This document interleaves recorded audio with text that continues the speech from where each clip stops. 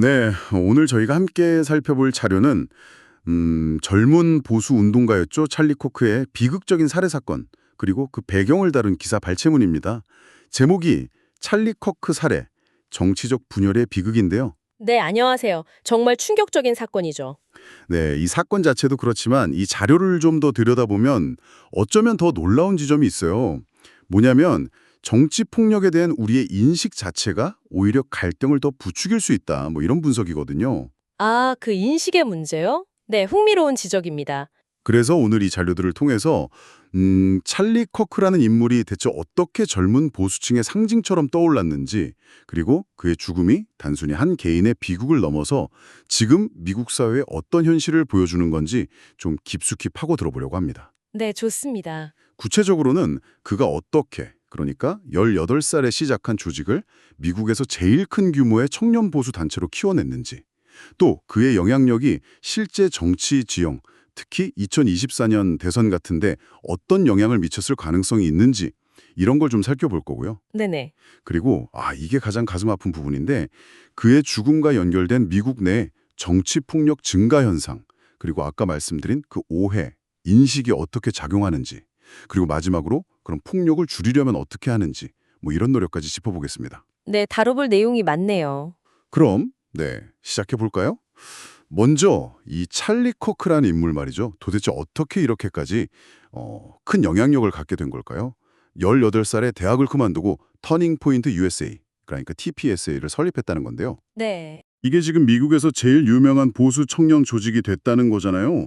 자료 보니까 처음에는 뭐 넥타이도 제대로 못 매는 어린 친구로 보였다 뭐 이런 얘기도 있던데 어떻게 이렇게 성공한 걸까요? 정말 흥미로운 성공 스토리죠. 말씀하신 것처럼 자료에 따르면 초기 공화당 기부자들도 좀, 반신반의했다고 해요. 아, 그랬겠죠. 아무래도 어리니까. 네. 하지만 그의 열정하고 끈기, 그리고 그 메시지가 되게 명확했잖아요. 자유시장, 작은 정부, 이런 확실한 신념, 이걸 보고 그 소위 불도그 같은 끈기라고 표현했던데 거기에 이제 매료된 것 같아요.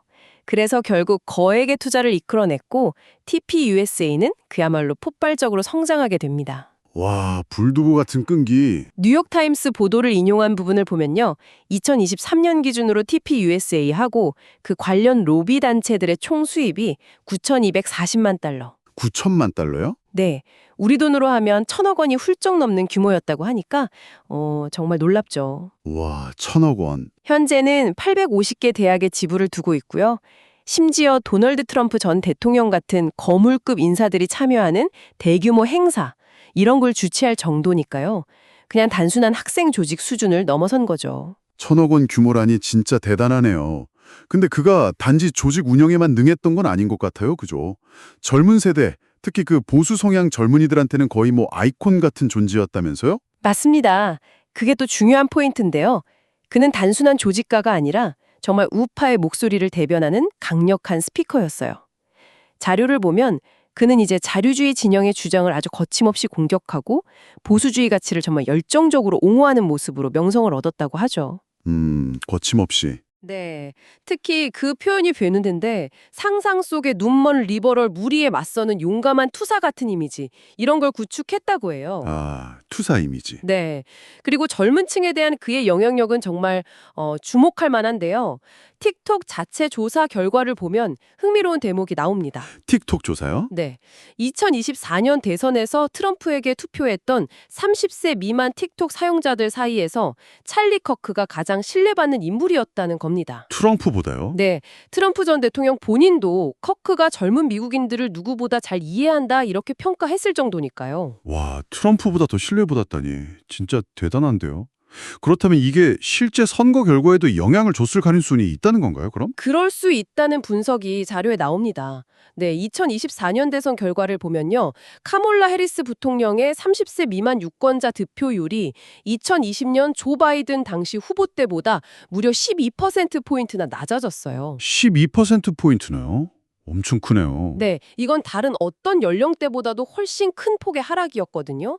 물론 뭐 여러 요인이 있겠지만 트럼프 전 대통령이 젊은 층에서 지지율을 올린데 커크의 역할이 있었다고 공개적으로 언급하기도 했다는 점을 보면 글쎄요, 그의 영향력을 무시할 수는 없다는 거죠. 젊은 보수층을 결집시키는데 확실히 역할을 했다. 네, 상당한 역할을 했다고 볼 수 있습니다. 단순히 여론 형성을 넘어서 실제 정치 권력에도 영향을 미쳤군요. 공화당 내에서도 그의 입김이 상당했다면서요. 그렇습니다. 그의 영향력은 공화당 내부 꽤 깊숙이 뻗어 있었어요. TPUSA는 지난 선거에서 투표 동료 캠페인에 수천만 달러를 쏟아부었고요. 아까 그 돈이군요. 네. 심지어 커크는 공화당 전국위원회 RNC라고 하죠. 그 의장을 교체하는 과정에서도 아주 중요한 역할을 했습니다. 트럼프 전 대통령 재선 이후에는요, 잠재적인 내각 후보자들을 검증하는 과정에도 참여하면서 뭐 사실상 킹메이커와 같은 그런 위치에까지 올랐던 셈이죠. 킹메이커? 와. 그런데 정작 본인은 정치인이 될 생각은 없었다고요. 그가 더 중요하게 생각한 건 좀 다른 데 있었다는 건가요? 네, 그 부분이 또 흥미로운 지점입니다. 그는 여러 차례 정치에 직접 뛰어들 생각은 없다고 밝혔어요. 그럼 뭐가 중요했을까요? 그에게 더 중요했던 건 바로 문화 전쟁이었습니다. 문화 전쟁이요? 네. 자료에 따르면 그는 소위 woke주의가 미국 사회를 파괴하고 있다고 믿었어요. 여기서 woke주의라는 건 뭐 자료에서 언급하기로는 비판적 인종이론이나 특정 젠더 이데올로기 같이 사회적인 문제에 대한 어떤 특정 진보적인 관점들을 포괄적으로 지칭하는 용어로 사용된 것 같습니다. 아, 네, 들어본 것 같아요. 그는 이런 흐름이 미국의 근간을 흔든다 이렇게 본 거죠. 그래서 뭐 선거나 정치 제도 자체보다는 문화가 형성되는 최전선, 특히 대학 캠퍼스에서 싸우는 것이 더 중요하다고 생각했던 겁니다. 와, 캠퍼스에서요? 네. 독실한 기독교인이었던 그는 대학을 막 순회하면서 자유주의 성향 학생들하고 아주 열띤 토론을 벌이고 또 기독교적인 가치관이나 전통적인 가정의 중요성 이런 걸 설파하는 걸 자신의 소명처럼 여겼다고 해요. 그의 연설 스타일은 매우 직설적이고 때로는 좀 공격적이었다고 자료는 묘사합니다. 이는 현재 미국의 그 극심한 당파적 대립과 갈등 양상을 그대로 보여주는 모습이기도 하고요. 바로 그 문화 전쟁의 최전선. 그러니까 대학 캠퍼스에서 비극이 일어난 거군요. 네, 그렇습니다.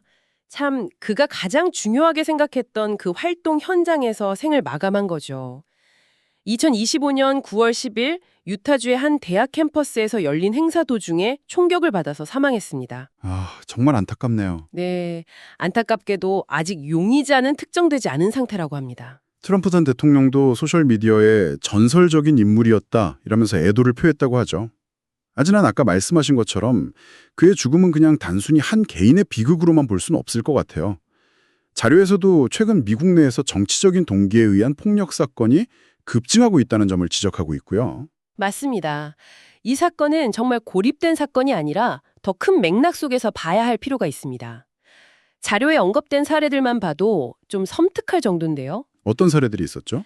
작년에 트럼프 전 대통령에 대한 암살 시도가 2차례나 있었고요. 또 펜실베이니아 주지사 조시 샤피로의 자택에 방화 테러가 발생하기도 했고 미시간 주지사 그레첸 휘트머를 납치하려던 음모가 적발되기도 했습니다. 와, 정말요? 네, 브렛 캐버너 연방 대법관에 대한 살해 위협도 있었고요. 2022년에는 당시 하원 의장이었던 낸시 펠로시의 남편이 자택에서 괴한에게 망치로 공격당하는 끔찍한 일도 있었죠. 아, 그 사건 기억나요. 그리고 올해 6월에는 미네소타 주의원 부부가 자택에서 살해당하는 정말 끔찍한 일까지 벌어졌습니다. 듣기만 해도 정말 심각하네요. 미국 사회 전체가 무슨 폭력의 그림자에 휩싸인 것처럼 느껴질 정도인데요. 그렇죠. 이런 사건들이 막 연이어 보도되다 보니까 그런 인상을 받기가 쉽습니다. 하지만 여기서 자료가 제시하는 또 다른 중요한 측면이 있어요. 바로 대다수 미국인들의 인식이 그렇지는 않다는 겁니다. 아, 그래요? 네, 여론조사를 보면 미국인의 90% 이상은 정치적인 목적의 폭력을 거부한다고 해요. 그리고 이러한 경향은 민주당 지지자든 공화당 지지자든 큰 차이가 없다는 거죠. 90% 이상이 폭력을 거부한다고요? 그런데 왜 이렇게 폭력 사건은 계속 발생하는 걸까요? 그리고 아까 말씀하신 그 인식의 왜곡 문제는 뭐죠? 바로 그 지점이 핵심입니다. 대부분은 폭력을 혐오하는데 소수의 극단적인 행동이 큰 파장을 일으키는 거죠. 그리고 인식의 왜곡 문제란 건 뭐냐면 민주당 지지자들하고 공화당 지지자들이 서로에 대해서 실제보다 훨씬 더 폭력을 용인할 거다 이렇게 잘못 생각하는 경향을 말합니다. 아, 서로 오해하는 거군요. 네. 예를 들어 민주당 지지자들은 저 공화당 지지자들은 폭력을 엄청 지지할 거야 이렇게 생각하고 공화당 지지자들도 민주당 지지자들에 대해서 똑같이 생각한다는 거죠. 실제로는 양쪽 다 폭력을 거의 지지하지 않는데도 말이에요. 허, 이런 잘못된 인식이 결국 서로에 대한 불신과 적대감을 키우고 결국 사회 전체의 분열을 더 심화시키는 그런 악순환을 만든다는 분석입니다. 서로가 서로를 오해하고 불신하는 게 문제라는 거군요. 참 안타까운 현실이네요. 그렇다면 이런 폭력은 도대체 왜 발생하는 걸까요? 자료에서는 어떤 분석을 내놓고 있나요? 카네기 국제평화재단의 레이첼 클라인펠드라는 전문가의 분석이 인용되어 있는데요. 그녀는 일부 사람들이 어떤 역사적인 사명을 찾거나 삶의 목적을 갈망하다가 공개적으로 누군가를 해치면 사회적인 주목을 받고 영웅시될 수 있다. 이렇게 지적합니다. 아, 주목받고 영웅시된다. 네, 즉 극단적인 행동을 통해서 관심을 얻고 어떤 의미를 찾으려는 그런 심리가 작용한다는 거죠.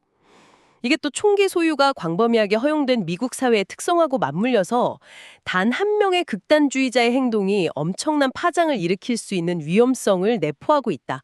이런 설명입니다. 이 분석은 정치인뿐 아니라 작년에 있었던 의료계 임원 살해 사건 같은 다른 유형의 폭력에도 적용될 수 있다고 덧붙이고 있고요. 그렇군요. 주목받고 싶어하는 심리가 극단적인 폭력으로 이어질 수 있다는 분석. 무섭네요. 그렇다면 이 악순환을 끊고 폭력을 줄이기 위해선 어떻게 해야 할까요? 자료에서 제시하는 해법 같은 것이 있나요? 스탠퍼드 대학의 사회학자죠. 롭 윌러의 연구가 두 가지 중요한 요인을 제시합니다. 첫째는 리더십의 역할이에요. 리더십이요? 네, 정치 지도자들이나 사회적으로 영향력 있는 엘리트들이 정치적 폭력을 아주 명확하고 일관되게 비난하고 선을 그을 때 일반 대중들도 이를 따르는 경향이 강하다는 겁니다. 일종의 리더 따라가기 본능 같은 거죠. 리더들이 앞장서야 한다. 네. 그리고 둘째는 아까 계속 얘기 나왔던 인식의 왜곡을 바로잡는 겁니다. 상대 진영 사람들이 실제로는 폭력을 훨씬 덜 용인한다는 사실을 서로에게 알리는 것만으로도 효과가 있다는 연구 결과가 있다고 해요. 아, 정말요? 알려주는 것만으로도요? 네. 즉, 우리가 서로를 얼마나 오해하고 있는지를 깨닫게 하는 것, 그게 중요하다는 거죠. 리더들의 명확한 입장 표명과 함께 서로에 대한 오해를 푸는 것이 중요하다. 이 두 가지군요. 네. 윌러는 현재 정치적 폭력을 지지하는 비율이 절대적으로는 낮지만 그럼에도 불구하고 민주주의 사회에서는 용납될 수 없을 만큼 여전히 높은 수준이라고 경고합니다. 그리고 이 문제를 해결하기 위한 근본적인 열쇠로 참여, 그러니까 대화의 중요성을 강조해요. 결국 서로가 벽을 허물고 이야기하는 것, 그게 문제 해결의 시작이라는 거죠. 대화가 중요하다. 그런데요, 참 놀랍게도 찰리 커크 본인도 비슷한 말을 남겼다는 내용이 자료에 있네요. 맞습니다. 그 부분이 정말 아이러니하죠. 자료에 따르면 한 번은 어떤 여학생이 그에게 좀 적대적으로 왜 우리 학교에 와서 이런 말을 하느냐 이렇게 물었을 때 커크는 이렇게 답했다고 합니다. 사람들이 서로 대화하기를 멈출 때 바로 그때 폭력이 시작되는 겁니다. When people stop talking to each other, that's when the violence starts. 와, 대화가 멈추면 폭력이 시작된다. 자신의 신념을 정말 강하게 주장하고 때로는 좀 논쟁적인 방식으로 활동했던 인물이지만 역설적이게도 대화의 중요성을 강조했군요. 네. 그런데 결국 그 자신이 폭력의 희생자가 되었다는 사실이 정말 깊은 슬픔과 함께 아이러니를 느끼게 합니다. 오늘 저희는 찰리 커크라는 한 젊은 보수 운동가의 삶과 죽음을 따라가면서 미국 사회의 깊어지는 정치적 양극화와 그 그림자인 폭력이라는 상당히 무거운 주제를 함께 탐색해봤습니다. 18세 청년이 이룬 그 놀라운 성공, 젊은 보수층을 사로잡았던 그의 메시지, 또 문화전쟁에 대한 그의 헌신, 그리고 너무나도 비극적인 그의 마지막은 현재 미국, 그리고 어쩌면 우리 사회 전체가 안고 있는 복잡한 문제들을 다시 한번 생각하게 만드는 것 같습니다. 네, 그렇죠. 이 자료들은 단순히 한 사건 보고를 넘어서 분열된 사회가 직면한 근본적인 질문들을 던지고 있는 것 같아요. 오늘 살펴본 내용의 핵심은 아마 이것인 것 같습니다. 대다수의 사람들은 평화로운 방식을 원하고 폭력을 거부하지만 소수의 극단적인 행동, 그리고 만연한 상호 불신, 또 서로에 대한 왜곡된 인식이라는 이런 요소들이 결합될 때 정말 끔찍한 비극으로 이뤄질 수 있다는 점입니다. 네. 정치 지도자들의 책임 있는 언행이 얼마나 중요한지, 그리고 서로를 좀 정확히 이해하려는 노력이 왜 필요한지를 다시 한번 절실히 느끼게 됩니다. 그리고 찰리 커크 자신이 남긴 말, 대화가 끊어지면 폭력이 시작된다는 그 경고는 그의 어떤 논쟁적인 활동 방식과는 별개로 우리 모두가 좀 곱씹어 봐야 할 중요한 메시지가 아닐까, 그런 생각이 드네요. 오늘 이 이야기들을 들으면서 당신은 어떤 생각을 하셨나요? 마지막으로 이런 질문을 한번 던져보고 싶습니다. 우리 사회에서 각자의 강한 신념을 표현한 것과 상대를 위험한 존재로 규정하는 그런 적대감 사이의 경계는 과연 어디에 있는 걸까요? 어려운 질문이네요. 네. 서로 다른 생각들이 이렇게 치열하게 부딪히는 시대에 어떻게 하면 서로를 존중하면서 건강하게 토론하고 동시에 폭력이라는 그런 파국적인 결말을 피할 수 있을까요? 그 안에서 당신의 역할은 무엇일 수 있을지 한번 깊이 고민해보는 계기가 되었으면 합니다.